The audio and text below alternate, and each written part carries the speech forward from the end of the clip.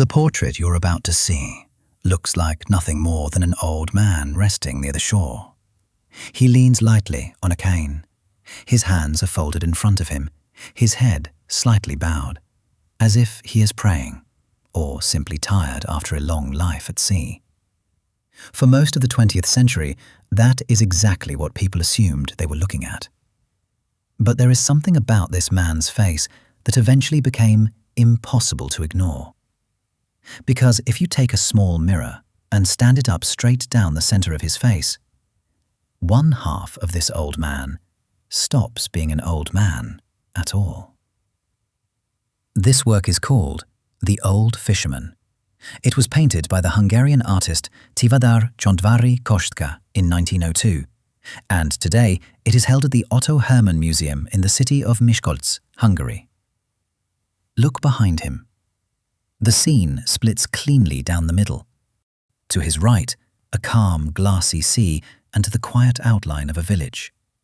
To his left, a churning, agitated sea, the smoke of factory chimneys, and, in the distance, the unmistakable cone of Mount Vesuvius. It is a small painting, barely 60 centimeters tall. Next to the enormous, wall-sized canvases Csontváry would go on to paint just a few years later, this one is modest, almost private. For decades, it was treated exactly that way. A minor, easily overlooked work by an artist most people outside Hungary had never heard of. Then, someone noticed. Place a mirror down the vertical center line of the fisherman's face and look only at the reflection of the left half. What appears is a complete, symmetrical face. Gentle, eyes lowered, at peace, framed by the calm sea behind him. Doubled that way, he looks almost saintly. Some who have studied this painting have gone as far as calling this half God. Now mirror only the right half. A different man appears. The features sharpen, the expression twists. The skin reads redder, angrier, the brow lower and heavier. Framed now by the storm, this face does not look peaceful at all. It looks like it is plotting something. This is the half people have called the devil. Two faces hidden inside one. Every human face is asymmetrical to some degree. That much is simple biology.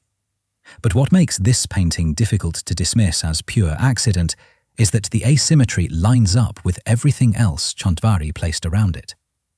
The calm sea sits behind the calm half of the face. The storm sits behind the twisted half. In a composition this deliberately balanced, that kind of alignment does not read as coincidence. So why would a portrait of an ordinary fisherman contain a hidden face at all? To understand that, it helps to understand who painted it. Tivadar Csontváry Kosztka was not trained as a painter. For most of his early adult life, he worked as a pharmacist, the same profession as his father. Then, on an October afternoon in 1880, at the age of 27, he had what he later described as a mystical vision. A voice, he claimed, told him he would become the greatest painter the world had ever seen, greater even than Raphael. He did not begin formally studying painting until he was 41 years old. The Old Fisherman was painted in 1902, only a handful of years into that new life, before his journeys to Lebanon and the Middle East, before the monumental canvases that would eventually make him famous. By every account, Csontváry was a difficult man to place.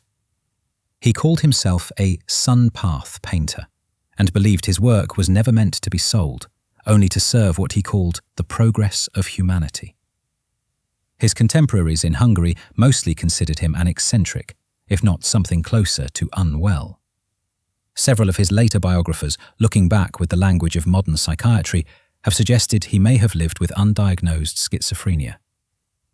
He died in 1919 in Budapest, poor and largely unrecognized.